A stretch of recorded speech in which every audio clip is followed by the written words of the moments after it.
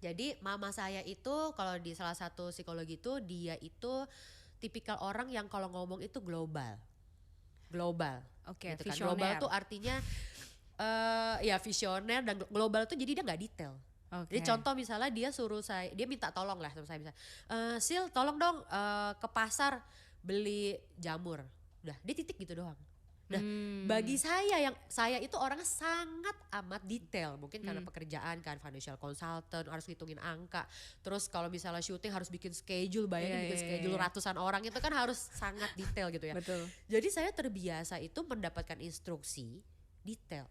Sedangkan mama saya orangnya sangat tidak detail gitu kan. Nah, pertama kita harus belajar memahami dan mau menerima dulu bahwa memang setiap orang itu punya perbedaan dengan kita. Jadi kita ibaratnya orang ini adalah orang Afrika, saya ini orang Indonesia. Saya harus menerima dulu perbedaan itu baru bisa komunikasi. Benar, dan menghargai bahwa ya memang orangnya berbeda aja. Iya, saya harus punya kerelaan hati bahwa saya harus rela belajar bahasa Afrika kalau saya memang mau punya kualitas kehidupan dengan orang ini.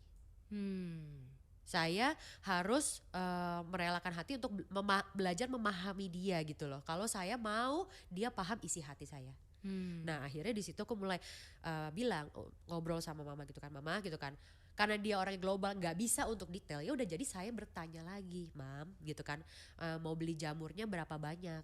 Mau beli jamurnya jenis apa? Mami Hmm. punya toko langganan kah di pasar itu yang jamurnya harus beli di situ? Biasa harganya berapa?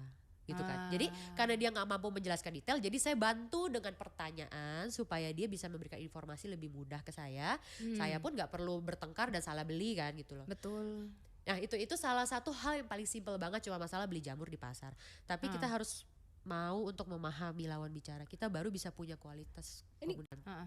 Nah, saya pernah satu pagi tuh berdoa, saya bilang gini, Tuhan gimana ya caranya, saya tahu bahwa hidup dari orang tua saya pasti gak lama lagi, umur sudah 60-an. Saya pengen sampai hari mereka tutup usia, mereka tuh minimal tahu bahwa saya sangat menyayangi mereka gitu kan. Tapi kalau hubungannya terus seperti ini, bagaimana mungkin berantem terus Betul. gitu kan, bagaimana Betul. mungkin mereka tahu kalau saya ini sebenarnya sangat menyayangi mereka. Nah jadi itu sebenarnya udah jatuhnya kayak sampai ke kerinduan yang dalam. Dan aku bilang, Tuhan, aku nggak tahu gimana caranya, tapi waktu itu akhirnya pelan-pelan aku juga awalnya nggak sadar. Awalnya aku pikir belajar ilmu komunikasi ya mungkin bisa dipakai juga buat pekerjaan gitu kan, tapi ketika ikut kelasnya ternyata itu lebih terrefleksi justru ke kehidupan pribadi banget gitu. Wow. Dan aku ngerasa Tuhan jawab di situ sih.